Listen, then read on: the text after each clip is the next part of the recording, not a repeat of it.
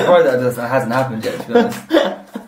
I'm many things, but I am a decent producer in all fairness. That being said, I hope you enjoyed episode 54. It was a right hoot nanny. It was a really good one. I hope you enjoyed it. One of our best ever episodes. Yeah. Dan laughed twice. Welcome to Miffs. I'm Matt Huss. And I'm Dan Rhodes. Whether you know about Theseus or you're revising your syllabus, If you want tales with a bit of jest, or you just want to hear about incest. What? What? It's really interesting. Welcome to Miffs. Welcome to Miffs. Hello! And welcome to episode 50 plus 4. 50 plus 4 and 50 plus 4, episode 54. And what a grand time to be alive. What a great time to be alive. There are a lot of people, back in the day, they're like, it wasn't as good in the past, was it? No, it wasn't as good in the There was past. malaria. Still malaria now. The plague then.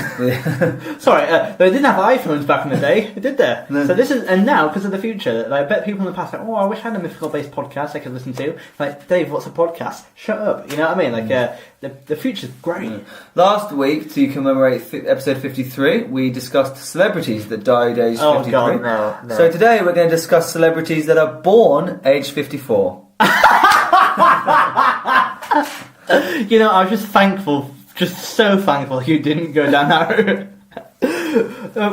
Sometimes, some people do bore out a husband, so... Husbands, yeah. Imagine if you give birth to a 54-year-old man. But not just a 54-year-old man, but a 54-year-old celebrity as well. Get my scotch, please. If you had to give birth to a person who wasn't 0, how old, above 10 years old, how old do you reckon they should be? Well, it depends if they've got some kind of dwarfism. That would help because it means they'd be smaller. Okay, that's not good. Okay, this is already a bad angle. Just pick a number, Dan, and just enjoy the mirth of it, and we'll move on. Don't have to bring dwarfism into it. No, maybe someone who's 21. Oh, okay. But then again, I don't think they'll be that grateful. No, but I think they're old enough to kind of already have their shit together, but young enough that you can still kind of mould them to be a human being. You can enjoy their company quite a lot. Yeah. Okay, I like that, yeah. I would choose 60, because you have a chance of outliving them. That's true. Did I mean that? I don't know. This is the 4th podcast we're doing today. Because people give birth to children just to outlive them. Well, no, okay. Right, shall I say a serious answer? Because I feel like I have to cut that bit. At what age? I think I would probably choose I think 15, because then, I don't know, I think that you can enjoy them, but at, no, they're going to be really moody. Actually, this is an awful question. Why do I ask it? This is the weirdest question. Okay, what's the weirdest question you can ask me then, right now? Can't get any weirder than what is the old... Well, then again, it's like, if you... Remember the... What was that really funny one that happened? If you had to have sex with any animal, what would it be? Is your feelings changed? If you had to marry an animal, what would it be? That's different from pure lust. Oh, that's really funny. This is almost like the weirdest podcast we've done. Anyway, yeah. If you had to marry an animal... Okay. I've got a question for you. You have to kill one of the following cats. Oh, no, don't ask me this. This is like my kryptonite. Minnesota, is the name of it? That's my cat. Minnesota, Mousy. Who is the cat I look Or after? Portia, your dad's cat. Okay. You have to murder one of I those don't cats. want to kill any of those cats. You have to murder one of them. I'd rather kill a human. I think you actually would. Probably. Rather kill a human. Okay, how many cats do I have to kill? Just one of the 3. Probably Portia. Portia. But she is also the youngest, though, so she has more... And she's the cutest. You reckon she's the cutest? No, she was definitely the softest cat of the 3. Can you describe... Because the listener probably has zoned out of this, but what would describe my cats, if you can? Well, your cat looks like pretty much the most standard cat you've ever seen. What? She's not. She has quite nice green eyes. She's like a tiger. Like a tiger. In fact, when I was when I first got her, we got we used to do the Lion King section on her, like the circle of life. Then your dad's cat Portia is like a grey, very fluffy, very soft, young cat. good looking cat. And Mousy is a black and white. She's about 12 years old, quite old, and she's the most affectionate cat in the world. Bit podgy. See, Dan's a lot different from me because, like, we went to go and feed Portia earlier, and Dan was like, "I see that you struggle saying goodbye to cats." I was like, "Yeah, because I'm not a fucking robot like you." Because Dan, I feel like I'm too compassionate with cats, and you aren't compassionate enough. Yeah. No, I like cats a lot, but at the end of the day, they're a cat, aren't they? So I like stroke it and fuss it, but then when we've got to go, we've got to go. Matt, I feel you feel bad saying goodbye to an animal. Yeah. I don't think they have the concept that they... Within 10 seconds of you leaving, they'll be back to licking their balls. They really don't care. But when Dan first met Mousy for the first time, and bear in mind, like, these people... I have a high regard for these cats than my own family members. So Dan was like, "Oh, she's a bit podgy." I was like, "Oh, cut that tongue out of your mouth, youngster." I don't actually get offended that often, but I was like, "You can't say that about her. That's awful." It's like, I was like, "Don't, Mousy, you're a beautiful young lady." Yeah. So I think I'm overly protective of cats. Yeah. Other than cats, though, Matt, how's your life going? I just realised in that moment I'm probably a crazy cat person, aren't I? Yeah, definitely a crazy cat person. If I don't get a girlfriend soon. Yeah. How many people do you think zoned out during that cat conversation? All the dog people. No, I think, my life's been pretty good. Just going from strength to strength at the moment, feeling pretty positive. Although I do have to go to a funeral later this week, so... That's pretty sad. Let's not talk about that. Yeah. I don't think it's the vibe. But, Dan, another reason you're saying this comedy podcast isn't the right vibe to talk about a funeral and go... I mean, it's kind of what we talk about anyway. I think we talk about all aspects of life in this podcast. It's predominantly comedy, but we're also very honest with ourselves. Well, I'm very honest in my life. Mr. Robo Origami over here. Yeah. Matt, before we inevitably segue over to a actual myth, the reason people came here for... Wait, this isn't the Cats podcast. I've just realised that the pen I'm holding is one of those like blue beryl felt tips that you get in school. Yeah. I haven't seen one of these since primary school. What was your question, sorry? No, I was just saying that I just wanted to let you know that I haven't seen one of these since primary school. Nice. There was nothing else to that. I just wanted to let you know. Well, thank you for telling me that. I didn't know these existed outside of the educational establishments. Dan, we have an email. Would you like to hear it? I would like to hear it. Who's it from? Well, you may not know her name, but it is Chris Rhodes. Chris Rhodes, my dad.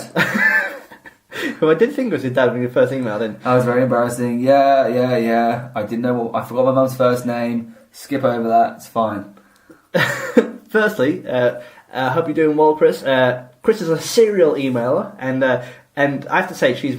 Like, we had some really great emails, but she's honestly one of the funniest people that emails in. And there's a lot of context to this email, because Chris likes to respond to because we talk to her through the podcast, and she responds through here. Firstly, I'll read out what she says. "Hi, Matt and Dan. Thank you so much for my birthday song. It made me giggle." Because we did a version of the Miffs podcast, which we spent a lot of time on, but not enough time on. Yeah. That horrible middle area. Yeah, well, I think this podcast thrives, really. I thought it was brilliant, and it made me feel special. Lots of kisses, which is really sweet. Like, it's nice. I'm glad you enjoyed it. And during the podcast, there's a running joke that Dan and I have that a past paramour of mine once broke up with me because of my length of my haircut, and I once appealed to Chris saying, "Oh, isn't Dan a little bit harsh? Isn't Dan a bit harsh for saying that? Maybe shoulding my hair wasn't the case." But Chris has responded, "Matt, you asked me to comment on Dan's comment on your hair / girlfriend, but I need to see a picture of your hair in order to do that. I'm very much programmed to analyse evidence before making a decision." See, I was kind of hoping that she would say that, "Oh no, you're very beautiful the way you are." What she said here is, "No, I need evidence first." So what I'm going to do, I'm going to find a picture of me at that time and send it over to you. And Chris, I want you to let me know if you think it is. And also, we'll put it on the Misfits page. So if you think my hair was too long, maybe let me know. This is genuinely traumatic, but like it could be funny. Could be funny, yeah. We'll do a poll. Is Matt better looking with or without long hair? I think it will be an overwhelming... Actually, will it though? Because I think I'm broadly someone else hacks into the system to become an administrator just so they can set up a third poll that says neither, and then that gets the most. That'd be funny. So, Chris, I'll send it over to you over the email, and if anyone else wants a picture of my face, you're welcome to. Anyway, love from Chris /Mum XX. Thank you, Chris. It's such a pleasure to hear from you, as ever. And do keep those emails coming in. Where can people email us, Dan? miffspodcast@gmail.com. And if you want to send us some cat pictures, or pictures of your cat, please do it. I'll love it. Dan will fucking hate it. But, Dan, shall we crack on? Let's crack on. What was it? Third part of the Odyssey.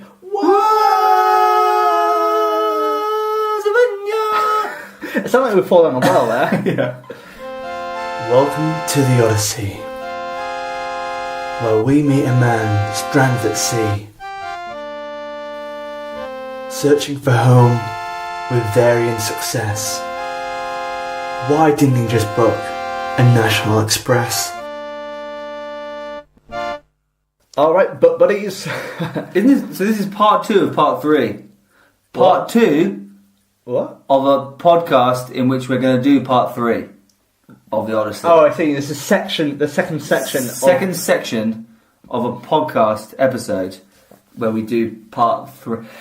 Why did you have to say that? It makes sense in my head. No, that's basically we're doing the third part of the Odyssey. What happened in the brief summary? Do it. Are you gonna want a brief summary, or are you gonna do? Am I gonna do a summary? Are you gonna shout at me again, like you always do? Can you say a summary in 10 words? 10 words. Ooh, this is a challenge. I should try and do this every episode because it will be difficult.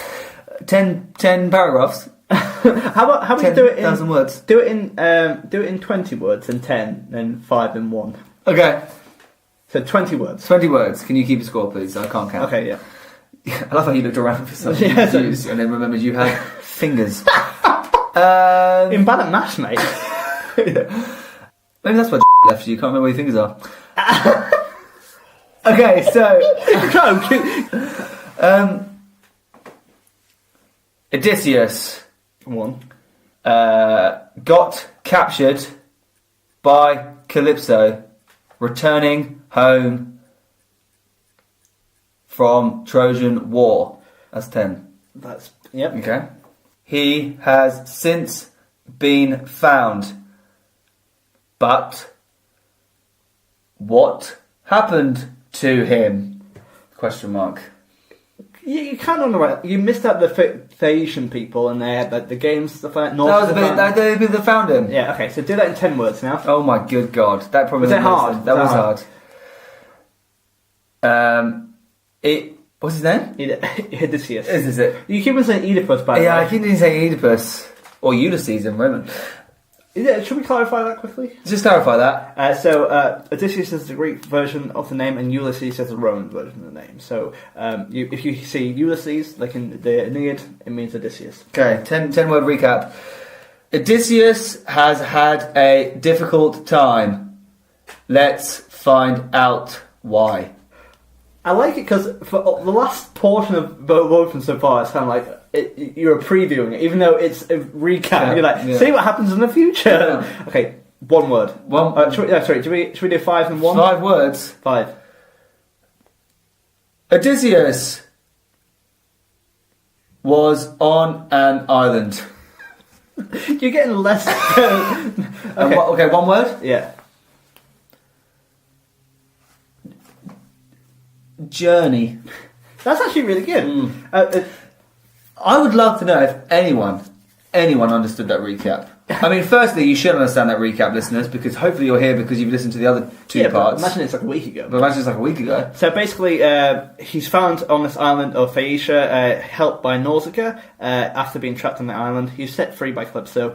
Basically, people revel in his stories, and they asked him to tell a story at this feast. And basically, Odysseus gets a bit teary-eyed, and he's about to tell a story of the last 10 years. Because he's just been captured for the last 10 years, and he's had his. Didn't he swim for he was on a raft for 17 days, and then swam 2 days through the ocean to find this place, Phoenicia. So we see him at the end, 10 years after the end of the Trojan War, and basically we're going to see what happened to him after he left Troy. Yeah. Someone said to him, "Hey, Odysseus, why are you crying, mate? Why you look so sad?" And he's like, "Take a seat, guys. Yeah, it's going to be a long story." And yeah, so we're heading to book 9 now, and from books 9 to 12, these chapters essentially they are the adventure books, and these adventure books are kind of the fantastical elements of the Odyssey, like in the Iliad. His ordeals, basically. Yeah, basically the most famous parts of his journey are in here. So we're going to learn all about them, and we're going to focus on We'll talk about his journey in chronological order, but we're going to focus on a certain person today, as you probably guessed from the title of the episode. But shall we crack on, Dan? Let's crack on. Whoosh! Oh, it's the return of the episode whip. The Odysseus whip. The Odysseus whip. The return of it that never. I bet we're never going to remember Never that. remember that. It's now episode 4. Bugle.